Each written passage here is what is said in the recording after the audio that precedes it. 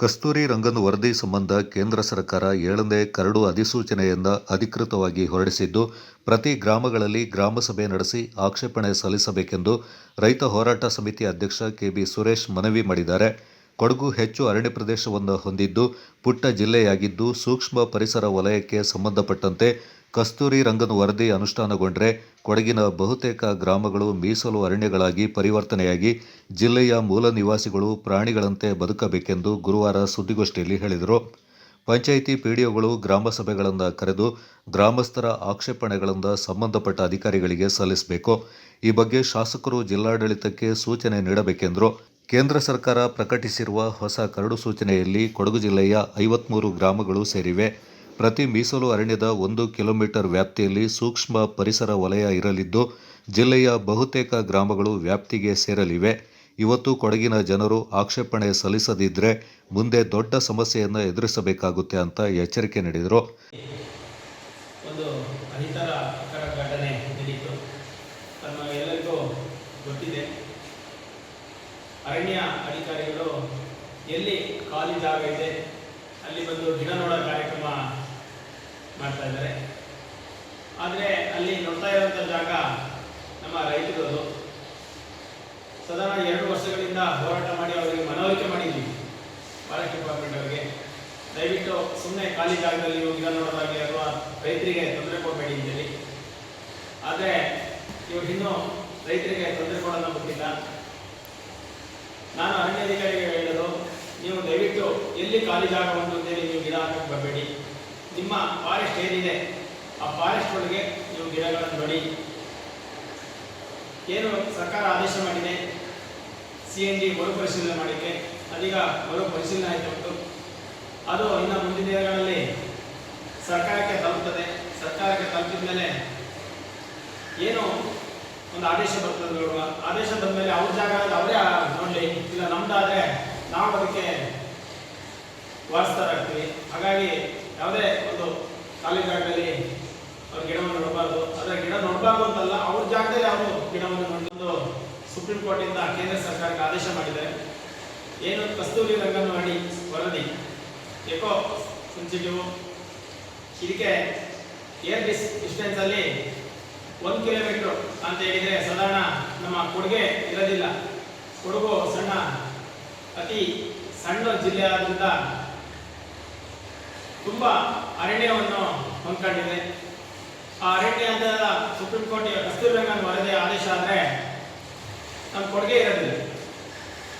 ಹಾಗಾಗಿ ಎಲ್ಲ ಗ್ರಾಮ ಸಮಿತಿಯವರಿಗೆ ನಾನು ಮನವರಿಕೆ ಮಾಡೋದೇನೆಂದರೆ, ಅವರು ಅಬ್ಜೆಕ್ಷನ್ ಕಾಲ್ ಮಾಡಿದ್ದಾರೆ. ತಾವುಗಳು ಗ್ರಾಮದಿಂದ ಪ್ರತಿ ಕೊಡಗು ಜಿಲ್ಲೆಯಲ್ಲಿ 292 ಗ್ರಾಮಗಳಿದೆ. ಪ್ರತಿ ಗ್ರಾಮಗಳಲ್ಲಿ ನೀವು ಗ್ರಾಮಸ್ಥರಿಂದ ನೀವು ದಯವಿಟ್ಟು ಒಂದು ಅಬ್ಜೆಕ್ಷನ್ನ ಕೇಂದ್ರ ಸರ್ಕಾರಕ್ಕೆ ಕಳಿಸ್ಬೇಕು.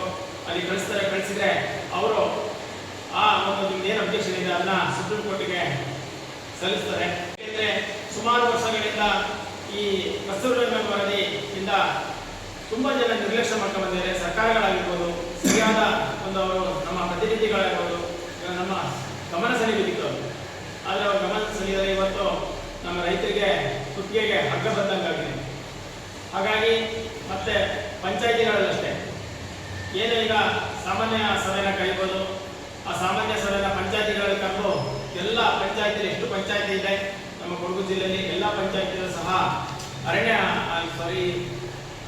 PDOಗಳು ಡೆವಲಪ್ಮೆಂಟ್ ಅಧಿಕಾರಿಗಳು ಪಂಚಾಯಿತಿ ಅವರು ದಯವಿಟ್ಟು ಒಂದು ಅಬ್ಜೆಕ್ಷನ್ನ ಸುಪ್ರೀಂ ಕೋರ್ಟಿಗೆ ಕೇಂದ್ರ ಸರ್ಕಾರ ಕಳಿಸ್ಬೇಕು. ಅವರು ಸುಪ್ರೀಂ ಕೋರ್ಟಿಗೆ ಅದನ್ನು ಹಾಕಿದರೆ ನಮ್ಮ ಒಂದು ಅಬ್ಜೆಕ್ಷನ್ ಕೊಡಗಿಂದ ಹೋಗಲಿ. ಹಿಂದೆಯಿಂದಲೂ ಸಹ ಅಬ್ಜೆಕ್ಷನ್ ಹಾಕ್ಬೋದಿತ್ತು, ಯಾರು ಹಾಕಿಲ್ಲ. ಹಾಗಾಗಿ ನಾವೆಲ್ಲ ಒಂದು ಗ್ರಾಮಸ್ಥರಲ್ಲಿ ಕೇಳೋದೇನೆಂದರೆ, ಏನು ಕಾಲ್ಫಾರ್ಮ್ ಆಗಿದೆ ಅದಕ್ಕೆ ಅಬ್ಜೆಕ್ಷನ್ ಕೊಡಿ ಅಂತ ಹೇಳ್ತೀವಿ.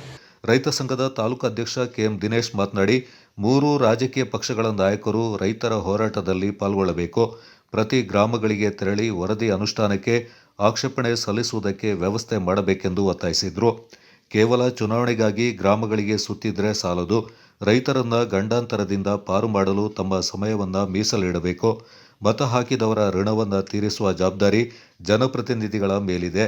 ವರದಿ ಅನುಷ್ಠಾನಕ್ಕೆ ಆಕ್ಷೇಪಣೆ ಸಲ್ಲಿಸಲು ಇನ್ನೂ ಕೇವಲ 52 ದಿನಗಳು ಬಾಕಿ ಉಳಿದಿವೆ ಎಂದು ಹೇಳಿದರು.